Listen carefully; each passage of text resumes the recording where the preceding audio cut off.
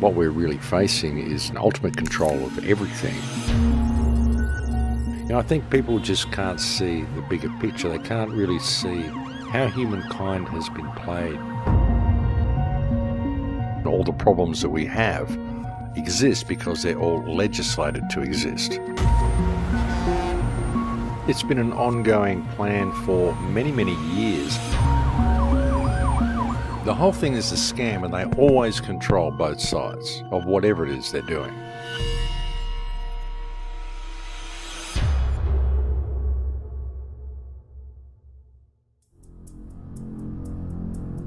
The world is changing very rapidly now, ladies and gentlemen. It really is. There are so many wheels in motion, and there is so much going on beneath the surface that people really aren't seeing. And I'm not just referring to the smart system and the smart grid and all the stuff that's rolling out there, but so many other mechanisms that are in play to control us and to lead us into the direction that we're going. And there is quite literally so much theatrics going on at the moment that people simply aren't noticing what's happening around them. It's like so many people have simply lost their focus. So many news presenters anyway, so many researchers, so much of the truth movement. There's a real mishmash and a real surge of division happening in the truth movement at the moment. But so much of the independent media seem to have dropped the ball on this and on so many other issues. I mean, there's still a lot of people that are covering good things. There is still good voices out there, but so many voices that once seemed dependable seem to have really dropped the ball as far as the overall world situation goes. And this is, of course, as I said, due to the incredible amount of theatrics that is happening in the world today. I think people just can't see the bigger picture. They can't really see how humankind has been played.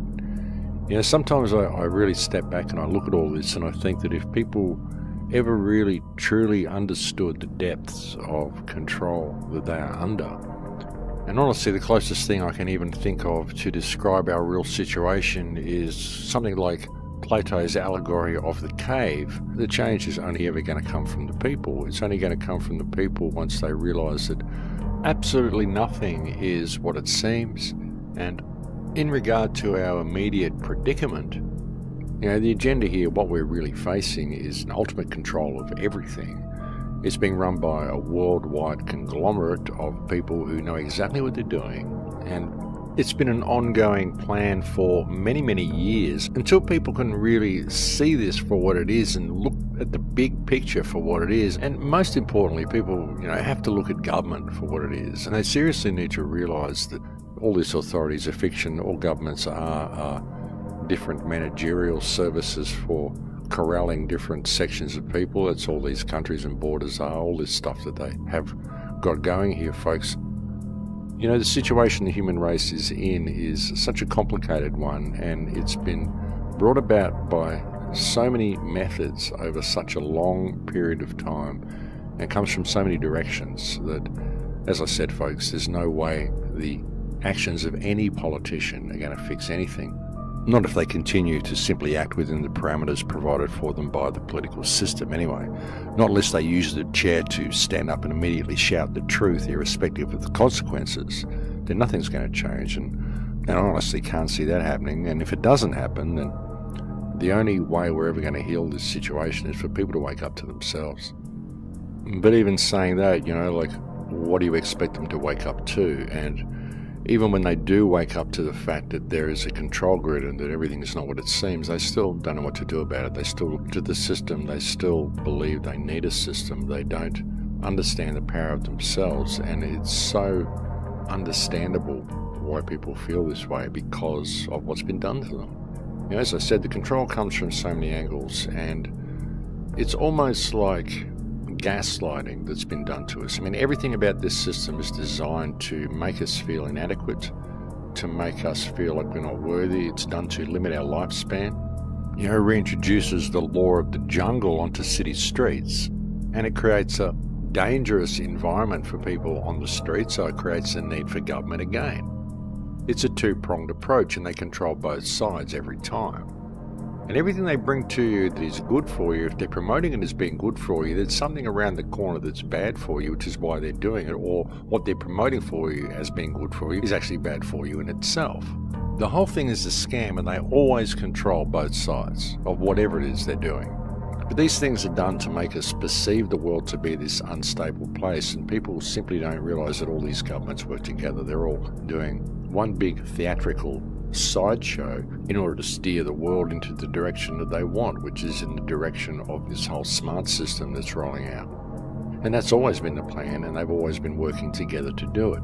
You know, everything the government does, folks, they put all these mechanisms in motion to make society unstable, to make people believe that they are unsafe, to make people believe that they need government. This is why they change everything everywhere, so you never really know what's going on. And of course, they can't do that if they don't move populations around, because if you're a long-term population in an area, you're not really going to allow them to change things too much. But if there's new people coming in all the time and new people going all the time, then you don't really know what it was ever like there anyway, so you just accept whatever they give you, and you're more likely to expect change. In fact, you come to expect change. This is why they change the roads around all the time, so you always lose your way in your own city, and you have to remember where you're going all the time. Old people lose track of where they're going all the time, so it helps make them feel old, because everything's different to the way it was a few months ago. It also encourages people to use smartphones and GPSs and all this sort of stuff.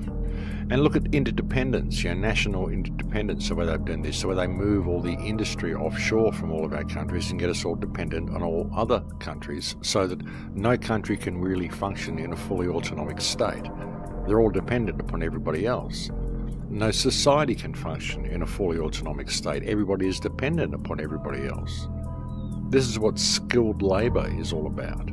You go and get skill in one particular field, but you can't do anything else. You get someone who's really good at laying bricks, but he can't do any carpentry. You get a carpenter who's a really good carpenter, but he can't lay a pipe, he can't lay a brick, he can't fix a car. You get a mechanic who's a really good mechanic, but he doesn't know how to build a house. You'll get a gardener who's a really great gardener, but he doesn't know how to fix a car. You'll get a guy who knows how to weld, but doesn't know how to work with wood. You get a guy who knows how to weld, but doesn't know how to work with other forms of steel work. You get people who are all great with all sorts of steel work and know how to make steel, but they don't know how to make a motor or make anything out of the steel. You get people who know how to make a motor and they're really good mechanics and know how to build stuff out of steel, but they've got no idea how to get it out of the ground and smelt it. So everything is specialised, so nobody has any real life skills. Everyone's just good at one thing. And not only are they only good at one thing, but they're generally not allowed to study the other things, or it's very difficult for them to go and study multiple fields of things.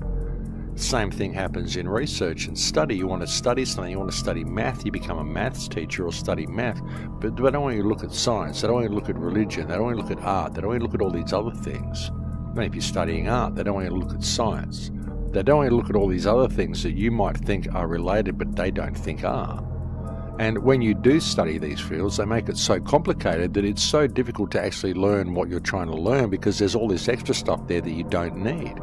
So it takes up half your life to learn one particular skill or study one particular field, when you could have learned all that in a day or a week, but they stretched it out over 5 years so that you'd never actually get to learn anything. And that makes us all interdependent on everybody else. It makes all countries interdependent on all countries. It makes sure that when they lock society down and they lock the system down and lock everybody out, no one's really going to know how to do anything. Everyone's going to know how to do one thing, but no one's really going to know how to just get out there in the wild and act like a human being and take care of their life. We've lost all of that. And that's a pretty scary place to be. Think about it, folks. It's a pretty scary place to be. In the last 2 or 3 generations, we've lost all of our life skills, and all the problems that we have exist because they're all legislated to exist. And it's not that there's anything wrong with technology or anything like that. It's just where we have allowed it to lead us. Because you've got to look at technology as well. I mean, look at what is running the technological system, and again, it's economics. And when we allow an economic system to be what governs our lives, and that's all controlled by AI, you've got to really look at it and step back and see where it's going to lead. I mean, what the logical conclusion will be. And it's not going to be anything good. And the interesting thing is that we could stop it if we could just open up our hearts to each other and put down all of this economic stuff, stop profiting from each other. We could still have all of this technology and lead us to a good point, lead us to a great place. You know, like, that's the thing about the internet. It's a double-edged sword. This system gives us everything we need to change the world should we choose to do it. But if we don't, if we make the wrong decision and we hand everything over to it and let it control our lives, then it just leads us to this bad place where the program ends and we have to start again in whatever form that takes. You know, whether we'll even make it again, because when you look at the Earth, I mean, we've done a lot of damage to it. You know, this system may have well existed many times before, and we may have gone through this cycle many times before and destroyed ourselves many times before, but I think at the end of it we always had resources left. We always had some form of environment left whereby we could carry on again and pick up the pieces and try the experiment again. But with what we've done to the Earth now, it's very unlikely that we're going to have any type of environment left to be able to begin the experiment again. That's the thing, you know, it's an interesting place to be. But again, the system that is enslaving us and the system that is ultimately going to be our demise if we're not careful is at the same time providing us with all the things we need, all the tools we need, all the information we need, all the unity we need, all the connectivity we need to actually be able to take it in a completely different direction if we chose to do so.